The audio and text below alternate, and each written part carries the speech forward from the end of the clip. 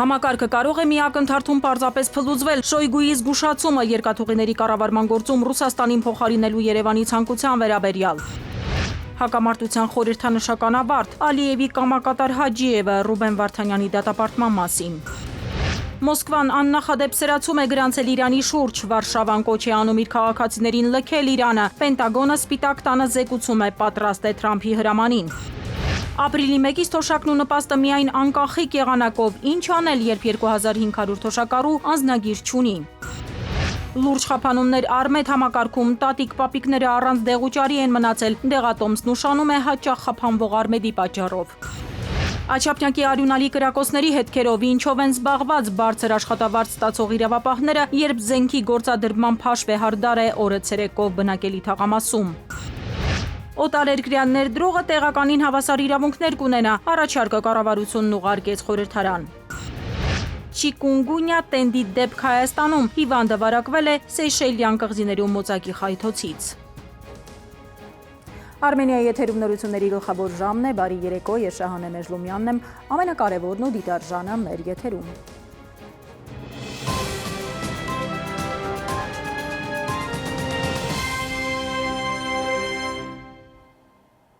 Վարչապետ Փաշինյանը Վաշինգտոնում մասնակցում է Թրամփի նախաձեռնած խաղաղության խորհրդի անդրանիկ նիստին։ Մեկնարկից առաջ Փաշինյանը Միացյալ Նահանգների նախագահ Թրամփի հետ կարճատև զրույց է ունեցել։ Թրամփը, խոսելով հայ-ադրբեջանական հակամարտության կարգավորման մասին, դիմելով Փաշինյանին եւ Ալիևին, ասել է, թե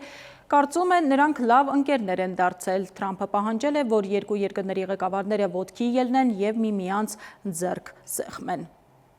Մենք այս հակամարտությունը կարգավորեցինք մոտ 24 ժամում։ Ես կարծում եմ, որ նրանք ընկերներ են դարձել։ 32 տարի նրանք միմյանց սպանել են։ Օվալաձև սենյակում նրանք շատ անհարմար էին զգում մոտ գալ միմյանց։ Ես ասեցի, կարող եք մի փոքր ավելի մոտ գալ։ Մեկ ժամից հետո նրանք միմյանց կողքին էին։ Մենք գործարք կնքեցինք։ Նրանք ստորագրեցին եւ մենք խաղաղություն հաստատեցինք երկու շատ կարևոր երկրների հետ եւ ես երբեք չեմ մոռանա դա։ Խաղաղության խորհրդի նիստից առաջ Փաշինյանը Վաշինգտոնում նաև ոչ պաշտոնական հանդիպում է ունեցել Ալիևի հետ, նրանք զրուցել են միմյանց հետ, զրույցին ներկա է եղել նաև Ղազախստանի նախագահը։ Փաշինյանը նաև շփումներ է ունեցել արտերկրի գործընկերների հետ։ Մոսկվան արձագանքել է Փաշինյանի հայտարարությանը, թե Երևանը մտադիր է քննարկել հարավկովկասյան երկաթուղիների կառավարումը Ռուսաստանի եւ Հայաստանի բարեկամ երկրին հանձնելու հարցը։ Փաշինյանը, որ սկզբում առաջարկել է ռուսական կողմին վերականգնել Թուրքիայի եւ Ադրբեջանի հետ կապող երկաթգծերը, օրերս հայտարարեց, թե ռուսական կառավարման մրցակցային առավելությունը կորցնում ենք։ Ռուսաստանի անվտանգության խորհրդի քարտուղարը այսօր ասել է, թե Հայաստանի իշխանությունների ցանկությունը փոխարինել Ռուսաստանին երկաթուղիների կառավարման գործում վատ մշակված որոշում է եւ կարող է ծանր հետևանքների հանգեցնել։ Սերգեյ Շոյգուն զգուշացրել է, որ գրեթե 2 տասնամյակի ընթացքում կառուցված համակարգը կարող է մի ակնթարթում պարզապես փլուզվել։ Նիկոլ Փաշինյանն ամիսներ առաջ Պուտինին առաջարկեց, որ ռուսական կողմը նորոգման աշխատանքներ իրականացնի հարավկովկասյան երկաթուղու մի քանի հատվածներում։ Մինչև այդ ռուսական կողմը եւս հետաքրքրվածություն էր ցուցաբերել մասնակցելու Նախիջևանը Սյունիքով Ադրբեջանին միացնելու թրիփ նախագծին։ Պուտինը, հետո նաեւ Ռուսաստանի բարձրաստիճան պաշտոնյաներ դրական պատասխան տվեցին Փաշինյանի առաջարկ խնդրանքին՝ կքննարկեն։ Եվ մինչև ռուսական կողմը կորոշեր Հայաստանում երկաթուղիների նորոգման արդիականացման աշխատանքների օրը, տեղանքն ու ժամանակը, հայկական կողմը 180 աստիճան փոխում է իր մտադրությունները։ Ռուսաստանի կողմից երկաթուղու կառավարման բերումով մենք ռազմավարական մեր դիրքերի կորուստ ենք ունենում եւ մրցակցային առավելության կորուստ ենք ունենում։ Հիմա Փաշինյանն առաջարկում է գտնել այնպիսի երկիր, որը բարեկամական հարաբերություն ունի եւ Ռուսաստանի եւ Հայաստանի հետ եւ ուղակի կգնի Ռուսաստանից կոնցեսիոն կառավարման իրավունքը։ Փորձագիտական համայնքում շատերը համարում են, որ սա եւս թուրք-ադրբեջանական արևմտյան փաթեթավորման քայլ է շրջանցելու Ռուսաստանին։ Դա փորձում են կատարել էներգետիկ ոլորտում մոդուլային ատոմակայան կառուցելով, հիմա էլ անցել են հրատգծին։ Ամերիկյան կողմը թփանցիկ ասում է, հա, անենք իրար հետ, բայց քարտեզի վրա որ նայեք, կտեսնեք, որ չինացիների ճանապարհներ են իրանք վերահսկողության տակ վերցնում, ռուսների անցուդարձներ են իրանք վերահսկողության տակ վերցնում։ Ինչ եք մտածում, ամերիկացիք այդքան միամիտ են, թե մեր սիրուն աչքերի համար են եկել, այդ ամեն ինչի մեջ շահը։ Հայաստանի երկաթուղիների կառավարման գործում Ռուսաստանին փոխարինելու Հայաստանի իշխանությունների ցանկությունն ըստ Ռուսաստանի անվտանգության խորհրդի քարտուղար Սերգեյ Շոյգուի վատ մտածված որոշումն է։ Ըստ Շոյգուի, նրանց կառուցած համակարգը կարող է մեկ գիշերվա մեջ փլուզվել։ Փաշինյանը երկաթուղային համակարգում նոր հնարավոր կառավարիչներ է տեսնում Արաբական Միացյալ Էմիրություններից, Կատարից, Ղազախստանից։ Ղազախստանը վերջի տասնամյակում բավականին թափով շատ լավ շինարարություն արեց իր տարածքում, ու ըստ երևույթին այդ տեխնիկական հնարավորություններն էլ այսօր ունեն, չի սպառվել, որովհետև իրանք նոր գծեր քաշեցին երկրում, նոր միացություններ ներսում տվեցին տարբեր գծերի։ Ես օրինակ դեմ չէի լինի, եթե Ղազախստանը գա, որտեղ գիտեմ իրանք կարողությունները եւ տեխնիկական եւ նախագծային եւ այլ առումներով։ Գրեթե 2 տասնամյակի ընթացքում կառուցված համակարգը կարող է պարզապես մեկ գիշերվա մեջ փլուզվել։ Բնականաբար ոչ մի բարեկամական երկիր պատասխանատվություն չի կրի դրա համար։ Հուսով եմ, որ կարևոր որոշումներ ընդունելիս Հայաստանի ղեկավարությունը կելնի բացառապես իր քաղաքացիների շահերից։ Ռուսաստանի անվտանգության խորհրդի քարտուղարը նշել է, որ գրեթե 20 տարի շարունակ Հարավկովկասյան երկաթուղիները պատասխանատու կատարել են կոնցեսիոն պայմանագրի կետերը, այդ թվում ներդրումների։ Նրա խոսքով այս ընթացքում ռուսական ներդրումները հայկական երկաթուղային համակարգում, այդ թվում շարժակազմում, գնահատվում են ավելի քան 30 միլիարդ ռուբլի։ Հիմա Նիկոլ Փաշինյանն ասում է, որ հայկական երկաթուղիների ռուսական ընկերությանը տալը վախեցնում է պոտենցիալ գործընկերներին, խոչընդոտում տարածաշրջանային նախագծերին եւ քննարկում է հայկական երկաթուղային ցանցի կառավարումը Ռուսաստանի եւ Հայաստանի համար բարեկամ երկրի փոխանցելու հարցը։ Ըստ Շոյգուի, պայմանագիրը նախատեսում է, որ Հարավկովկասյան երկաթուղին որպես կոնցեսիոներ կտիրապետի, կօգտագործի, կկառավարի, կշահագործի, կպահպանի, կվերանորոգի եւ կկատարի կոնցեսիոն ակտիվների անհրաժեշտ բարելավումները։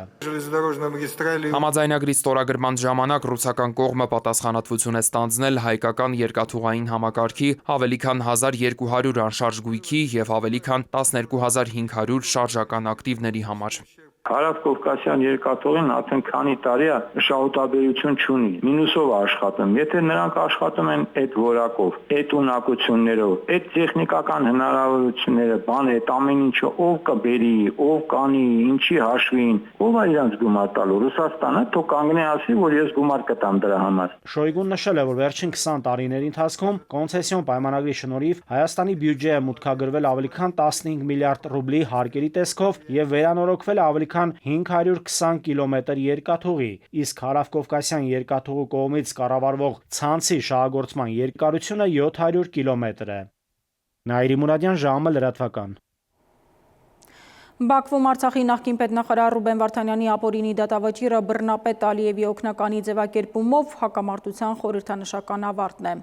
Հաջիևը բարբաչել է, թե իբր Ռուբեն Վարդանյանի գործով Բաքվի դատարան կոչվածի որոշումը դիտարկվում է ոչ միայն որպես արդարության վերականգնում, այլև որպես գրեթե 30-ամյա հակամարտության խորհրդանշական եւ տրամաբանական ավարտ, որը իբր ադրբեջանցի ժողովրդին մեծ տառապանքներ է պատճառել։ Հիշեցնեմ, որ Բաքվի դատական ֆարսը Ռուբեն Վարդանյանին ապօրինաբար դատապարտեց 20 տարվա ազատազրկման։ Այժմ այն մասին, թե ինչ ենք դիտելու թողարկման երկրորդ հատվածում։ Մոսկվան աննախադեպ սրացում է գրանցել Իրանի շուրջ, Վարշավան կոչ է անում իր քաղաքացիներին լքել Իրանը, Պենտագոնը Սպիտակ տանը զեկուցում է պատրաստ է Թրամփի հրամանին։ Ապրիլի 1-ից թոշակն ու նպաստը միայն անկախիկ եղանակով, ինչ անել, երբ 2500 թոշակառու անձնագիր չունի։ Լուրջ խափանումներ Արմետ համակարգում, տատիկ պապիկները առանց դեղուճարի են մնացել, դեղատոմսն ուշանում է հաճախ խափանվող Արմեդի պատճառով։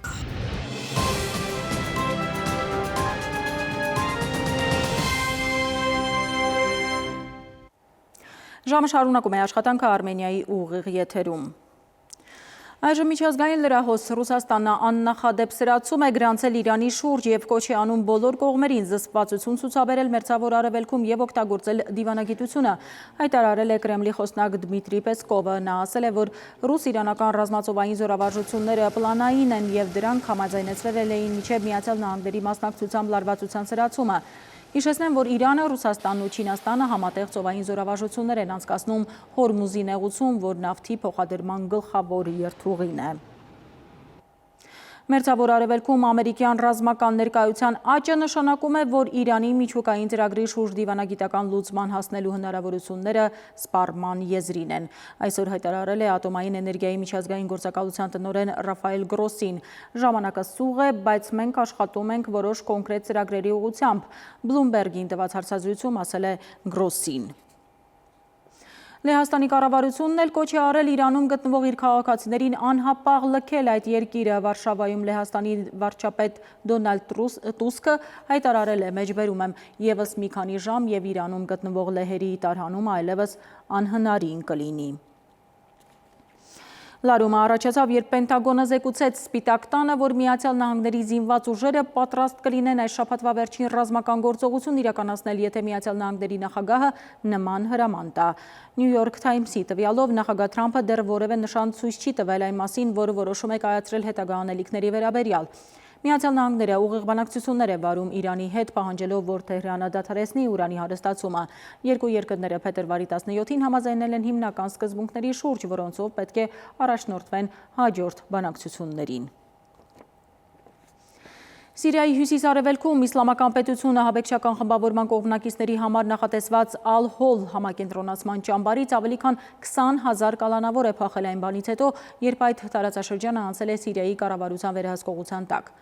Financial Times-ը գրում է, թե երբ մերձակաշրջանները վերահսկող քրդական ուժերը դուրս քշվեցին սիրիական կառավարության անվտանգության ուժերի կողմից, գրեթե բոլոր 24,000 կալանավորները անաղմուկ անհետացան։ Թերթի տվյալով ճամբարում պահվող հազարավոր կալանավորներ ցրվել են ամբողջ երկրով, իսկ ոմանք անօրինական ճանապարհով կարողացել են հասնել Իրաք եւ Թուրքիա։ Լուրն այն մասին, թե Ռուսաստանը Միացյալ Նահանգներին առաջարկում է 12 տրիլիոն դոլարի նախագծեր պատժամիջոցների չեղարկման դիմաց, կեղծիք է, հայտարարել է Ռուսաստանի նախագահի հատուկ ներկայացուցիչ Կիրիլ Դմիտրիևը։ Նրա խոսքով պատժամիջոցների չեղարկումը բխում է հենց Միացյալ Նահանգների շահերից։ Դմիտրիևի տվյալով ամերիկյան ընկերությունները արդեն ավելի քան 300 միլիարդ դոլար են կորցրել դուրս գալով ռուսական շուկայից։ Նա ասել է, թե իրականում նախագծերի պոտենցիալ ծավալը կազմում է 14 տրիլիոն դոլար։ Ադրբեջանի պետական նավթային ընկերություն Սոկարը գնել է իտալական էներգետիկ խոշոր Իտալիանա Պետրոլի ընկերությունը։ Գործարքը վերաբերում է հում նավթի և վերամշակված վառելիքի մատակարարումներին։ Եվրոպական հանձնաժողովը հավանություն է տվել այս գործարքին։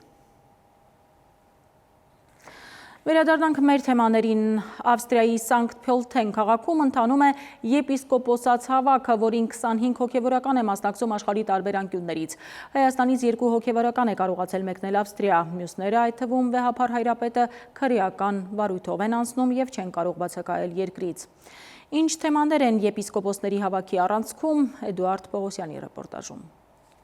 Մայրաթոր Սուրբ Էջմիածնից միայն 2 հոգևորական են հասել Ավստրիայի Սանկտ Փյոլթեն եպիսկոպոսաց հավաքի, որ եպիսկոպոսաց ժողով պետք է կոչվեր։ Հայ առաքելական Սուրբ Եկեղեցու Գերագույն հոգևոր խորհրդի 6 անդամ մեղադրյալի կարգավիճակով երկրից բացակայելու արգելքի տակ է։ Նաև նիստերի քարտուղարը 7-րդ հոգևորական է։ Հայաստանի սահմանը հատելու իրավունք չունի նաև ամենայն հայոց Գարեգին II կաթողիկոսը, եւ հենց այս պատճառով ժողովը հավաք դարձավ։ Եկեղեցու կանոնական դավանաբանական որոշումներ ընդունող մարմինն ի պաշտոնե նախագահում է վեհափառ հայրապետը, առանց նրա ներկայության ժողովը ժողով չէ։ Ընդհանրապես դա ֆիզիկական հնարավորությունների բացառման տարբերակով եպիսկոպոսաց ժողովը ինքը մարդկանց հավաքվելու,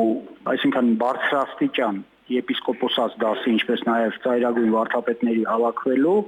մթնոլորտի պայմաններում միայն իմաստունի անցկացնել։ Կաթողիկոսի բացակայությամբ այդ մթնոլորտը լիարժեք չի։ Եվ ամենայն հայոց կաթողիկոսը եւ Գերագույն հոգևոր խորհրդի մյուս անդամները միևնույն քրեական վարույթով են անցնում։ Ըստ իրավապահների նրանք խոչընդոտել են կարգալույց հռչակված Արման Սարոյանին, նախկին Գևորգ Սրբազանին, Մասյացոտնի թեմի առաջնորդի պաշտոնում վերականգնելու դատարանի կիրառած հայցի ապահովման միջոցի բավարարմանը։ Օմբուդսմենի արձագանքն է՝ հիմա բոլորս ենք սահմանափակված այս հարցում շատ ավելի կոշտ դիտարկումներ անելու համար։ Ես ճանաչում եմ ցանկացած կրոնական կազմակերպություն։ իրականություն, որը օրենքով սահմանված կարգով գրանցված է, ճանաչում եմ ցանկացած կրոնական կազմակերպության ներքին շրջանակներում կայացված իրավաչափ եղանակով կայացված ցանկացած որոշում, եւ ես այն մարդը չեմ, որը որևէ կերպ կարող է միջամտել այդ հարցերին։ Ավստրիական հնագույն քաղաքի կաթոլիկ տարածքում հայ առաքելական Սուրբ եկեղեցու ընդհանուր 25 եպիսկոպոս ու արքեպիսկոպոս է հավաքվել աշխարհի 4 ծագերի հայոց թեմերից, այդ թվում Երուսաղեմի եւ Կոստանդնուպոլսի պատրիարքություններից, հեռավար, այսինքն առցանց կապով մայրաթորից չեն միացել, հավաքին չեն մասնակցում։ Տեսակապով մի քանի րոպե միայն Գարեգին II-ն է կապ հաստատել հայրական պատգամը հղելով հավաքի ժողովականներին։ Նույն կերպ իրենց խոսքն են ասել նաեւ Մեծիտանն Կիլիկիո Արամ առաջին կաթողիկոսը Անտիլիասից, Տեր Նուրհան արքեպիսկոպոսը Երուսաղեմից, Տեր Խաժակ արքեպիսկոպոսը Պոլսից։ Մեր պատմությունն այնպեսին է, որ ինչ նախադեպ ասես կարելի է գտնել սկսած կաթողիկոսների սպանությունից վերջացրած մինչև փոխադարձ հակաթոր կաթողիկոսությունների առաջ գալը եւ եկեղեցու փեղեկման փորձերը, բայց այդ ամեն ինչը ոնց որ տեսնում ենք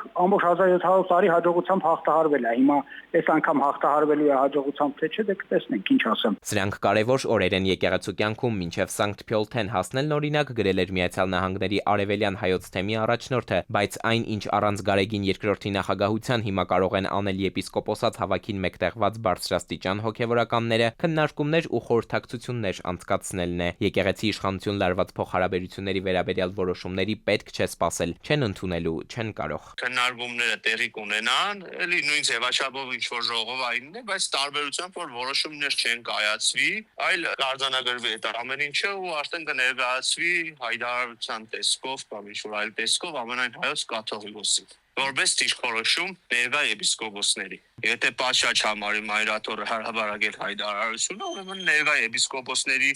մասով է հարաբարակելու։ Հրապարակում կլինի մայրաթորից, պարզ չէ, մեր բոլոր զանգերն անպատասխան մնացին։ Էդուարդ Պողոսյան, ժամը լրատվական։ Համակարգ, որ փրկության օղակ պիտի լիներ, գլխացավանք է դարձել բժիշկների եւ բուժառուների համար, խոսքը Արմեդի մասին է։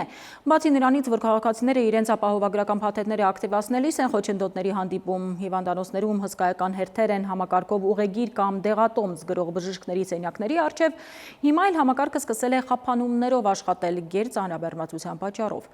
Հսկայածավալ ինֆորմացիայի մուտքագրման հետևանքով առաջացած խափանման վերականգնումը կարող է ժամեր տևել։ Ինչպես տատիկ պապիկները ստանան կենսական նշանակության դեղերը, երբ դեղատունն առանց էլեկտրոնային դեղատոմսի դրանք չի տրամադրում։ Հարցերի հետևից գնացել է Քնարիկ Պետրոսյանը։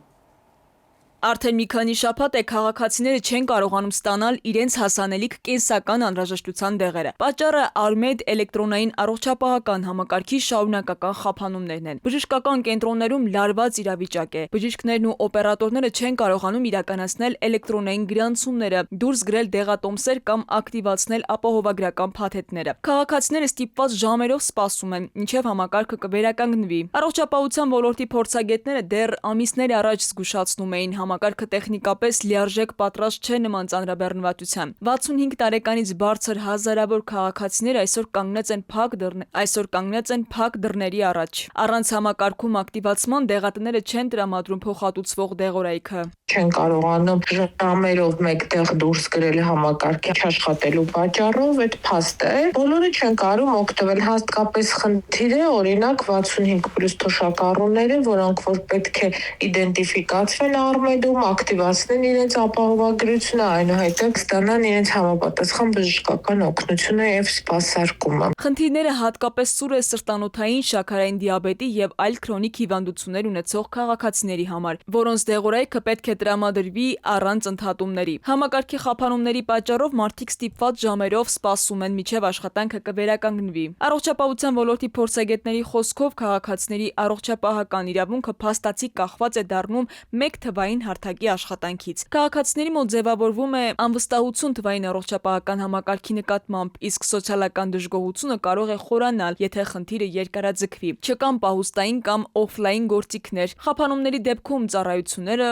շարունակելու համար։ Օր է լինում 3-4 ժամ սպասում ենք, որ միանա Արմեդը։ Պապից դեղերը տեղով են վերցնում, քրոնիկ հիվանդություն ունի։ Մի օր ուշացնելն էլ լրիվ իր համար խնդիր է։ Արմետ համակարգը ներդրվեց մեկ հիմնական նպատակով՝ ապահովել քաղաքացու բժշկական պատմության հասանելիությունը ցանկացած բուժհաստատությունում։ Փորձագետների խոսքով համակարգում արձանագրվել են տեխնիկական խնդիրներ պայմանավորված ծանրաբեռնվածության աճով կամ տեխնիկական թերացումներով։ Առողջապահության նախարարությունից ասում են, խնդիրը իրենց տիրույթում չէ, սլաքներն ուղղելով դեպի Արմեդը։ Փորձագետների խոսքով վերջին շրջանում օգտվողների թիվը կտրուկ աճել է։ Ծանրաբեռնված են, քանի որ կատարում են ապահովագրական փաթեթների ակտիվացում, նոր շահառուների ընդգրկում եւ այլն։ Նշված խնդիրները տեխնիկական չեն։ Համընդհանուր ապահովագրության ներդրումից ի վեր Արմեդ համակարգով դեղատների կողմից սպասարկվել է ավելի քան 325,000 դեղատոմս, որից մոտ 245,000-ը 65+ քաղաքացիներին։ Մինչև պատասխանատու կառույցները փորձում են պատասխաններ գտնել, քաղաքացիները շարունակում են սպասել։ Քնարիկ Պետրոսյան, ժամը լրատվական։ Ապրիլի 1-ից բոլոր կենսաթոշակներն ու նպաստները կվճարվեն անկանխիկ եղանակով։ Նպաստառուներն ու կենսաթոշակառուները պետք է առևտրային բանկերից բանկային քարտեր ձեռք բերեն։ Եթե մինչև մարտի 5-ը քաղաքացիները չընտրեն պլաստիկ քարտերը, ապա դա կիրականացվի ավտոմատ եղանակով։ Կառավարության նիստում փոխվարչապետը տեղեկացրել է, որ ավելի քան 2500 կենսաթոշակառու եւ նպաստառու քաղաքացիներ չունեն վավերական անձնագրեր եւ չեն կարող անցում կատարել վճարման անկանխիկ եղանակին եւ չեն էլ կարողանա բանկային պլաստիկ քարտեր ստանալ։ Քննարկվել են սահմանափակ շարժունակություն ունեցողների համար վավեր անձնագրեր տրամադրելու տարբերակները։ Հիշեցնեմ, որ կառավարությունը մինչև եկող տարվա սկիզբ հետաձգել էր նաև էլեկտրոնային ստորագրությամբ աշխատանքի ընդունվելու պարտադիր պայմանները անձնագրայիններում հսկայական հերթերի պատճառով։ Վավեր անձնագիր չունենալու խնդիրը դա խնդրեմ կդառնա։ Բայց այդ անձնագիրը, որ վավեր չեղավ, դա կդառնա խնդրեմ, նույնիսկ ձեր օգնությամբ հնարավոր չի լինելու դա անել, էլի։ Երիտասարդները թող բարի լինեն, գնան իրանց խնդիրները լուծեն, օգնեն մեզ, որովհետև այս ռեֆորմա կարծում եմ վերջի փուլն է եւ մենք չենք հետաձգելու անկանխիկի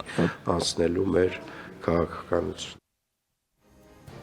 Կրկին դադար մեր եթերում կվերադառնանք րոպեներ անց։ Աչափնյակի արյունալի կրակոցների հետքերով ինչով են զբաղված բարձր աշխատավարձ ստացող իրավապահները, երբ զենքի գործադրման փաշվե հարդար է օրը ցերեկով բնակելի թաղամասում։ Օտարերկրյա ներդրողը տեղականին հավասար իրավունքներ կունենա, առաջարկը կառավարությունն ուղարկեց խորհրդարան։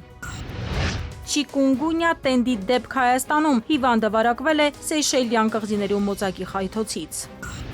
Մեթեոաշխարհ ինչպես կանցնի ուրբաթը ավելին հաջորդ թիվ։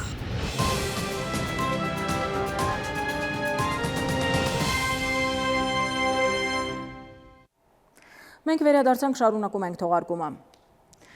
Աչափնյակում արյունալի կրակոցներից վիրավորների վիճակը շարունակում է կայուն ծանր մնալ, նրանք բժիշկների հսկողության տակ են։ Երեկվա դեպքը ցնցել է հանրությանը, հատկապես շոկային է այն, որ զենքի գործադրմամբ մի քանի տասնյակ մասնակիցներով հաշվեհարդարը տեղի ունեցել օրը ցերեկով բնակելի թաղամասում եւ կրակահերթերը կարող էին խոցել շենքերի բնակիչներին։ Ինչպես կարող էր սա տեղի ունենալ մի երկրում, որտեղ իրավապահների թիվը օր-օրի ավելանում է, աշխատավարձը բարձրանում։ Ում շահն են կոչված նրանք սպասարկելու, եթե ոչ հանրությանը եւ ապահովելու քաղաքացիների անվտանգությունը։ Ժամի անդրադարձը։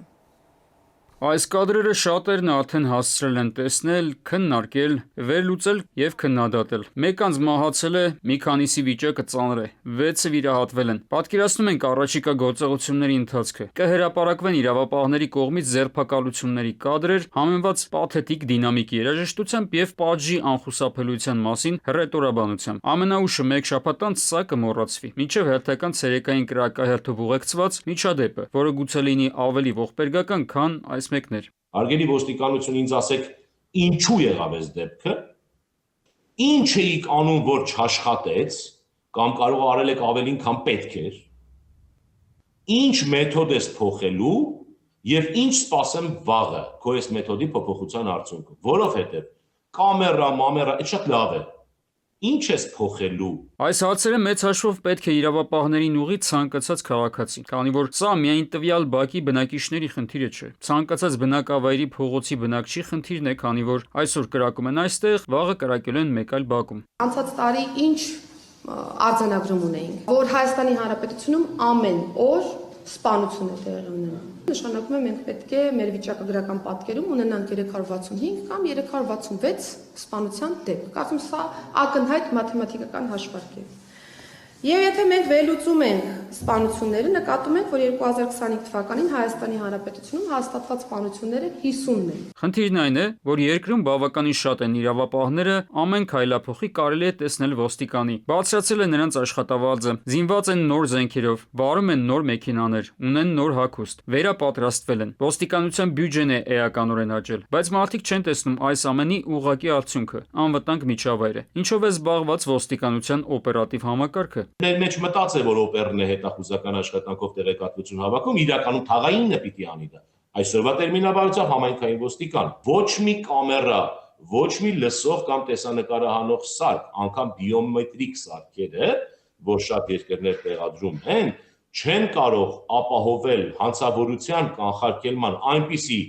արդյունք, ինչպիսին կարող է ապահովել ոստիկան բնակիչ շփումը։ Վերջին շրջանում տեղի ունեցած ցանկացած այսպիսի միջադեպից հետո տեղեկություն է տարածվում, որ տվյալ պատմությունն ունեցել է տարիների հետք, այսինքն կոնֆլիկտները ձգվում են տարիներ, խորանում են եւ հերթական բախման հետևանքով հանգեցնում այրումնահեղության։ Արարատի ոստիկանությունից մենք զանգ ստացել ենք, օրինակ էլի Արարատի կարող է Վանաձոր չգիտեմ, որ մեր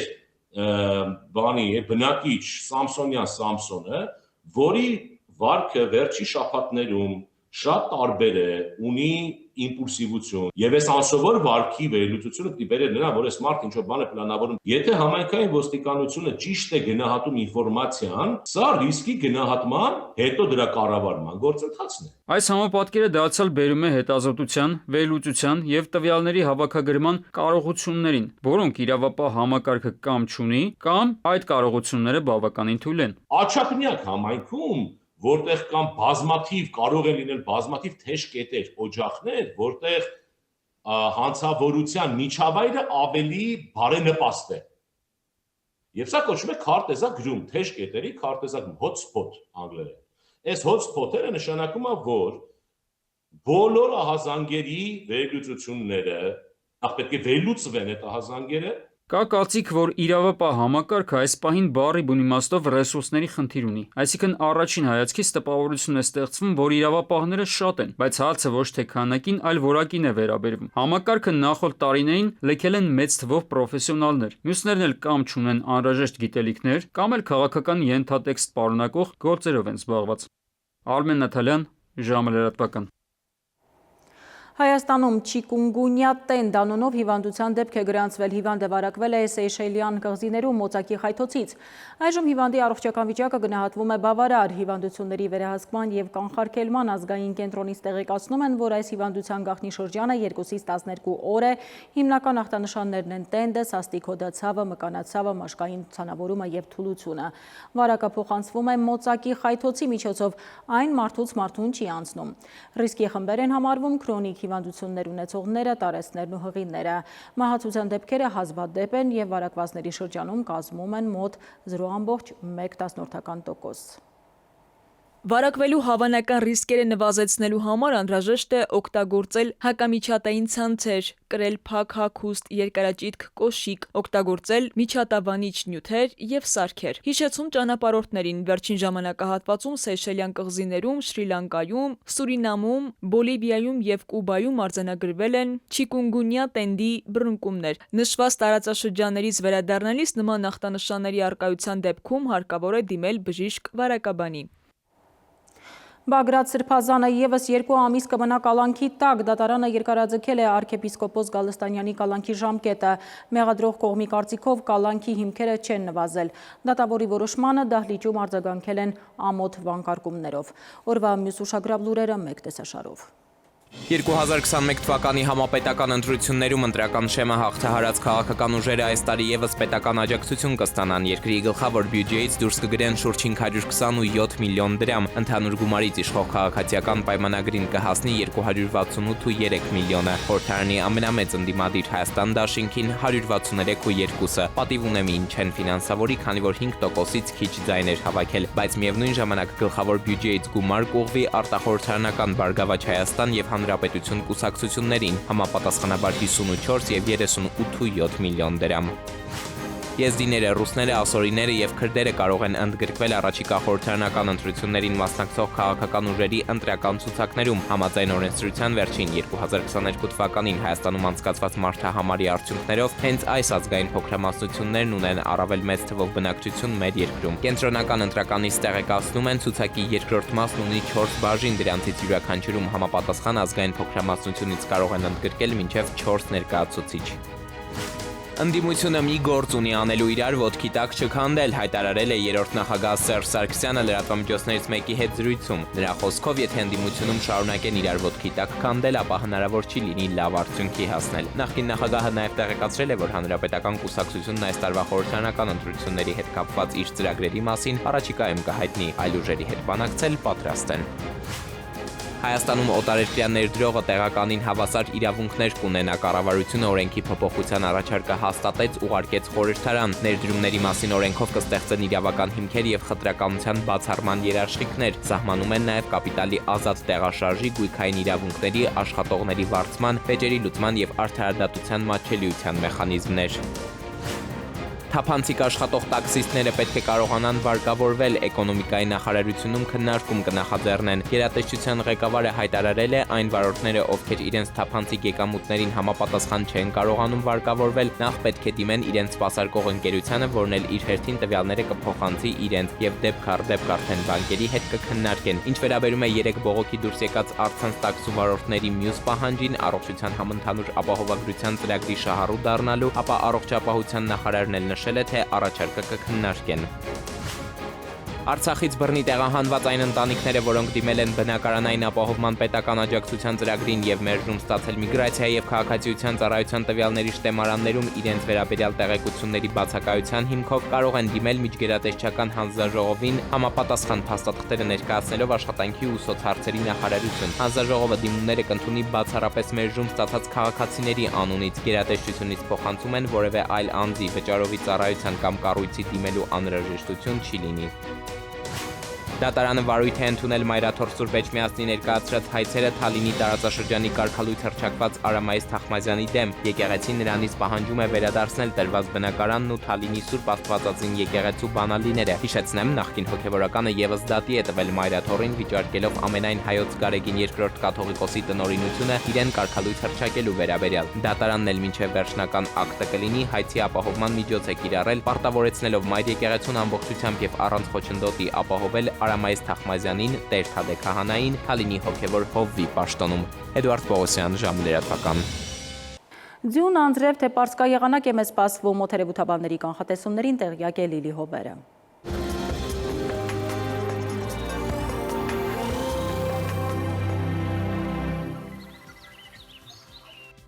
Բարերեկո եղանակի տեսության հովանավորն է Ֆերոսի ապրանքանիշը։ Իր հուսալի անվտանգ գերխնայող գազի կաթսաներով։ Դրանք պաշտոնապես ներկայացված են էքստերիեր խանութ սրահներում։ Ֆերոսի եղանակ ստեղծող կաթսաներ։ Մետեոաշխարհ նախ Հայաստան։ Մեր երկրի մեծ մասում նոր օրը կանցնի արևոտ երկնքով առանց տեղումների։ Ջերմաստիճանը կնվազի եւս 4-ից։ Վաղը ցերեկը Շիրակում, Կոտայքում, Գեղարքունիքում, Արագածոտնի եւ Վայոց ձորի լեռնային գոտիներում կդիտվի 6-ից 9 աստիճան տաքություն։ Վայոց ձորի եւ Արագածոտնի նախալեռներում սպասվում է 10-ից 14, Լոռիում 10-ից 13, Տավուշում 12-ից 15 աստիճան, Հարիրատում, Արմավիրում կդիտվի 10-ից 14, Սյունիքի հովտային գոտիներում սպասվում է 16-ից 20, Սյունիքի նախալեռներում 8-ից 13 աստիճան, Երևանում օրը կանցնի առանց տեղումների, այս գիշեր սպասվում է 0-ից 2, ցերեկը 12-ից 14, երեկոյան 6-ից 8 աստիճան։ Այսքանն էինք պատրաստել այսօրվա համար, ես ձեզ հրաժեշտ եմ տալիս եւ մաղթում խաղաղ գիշեր։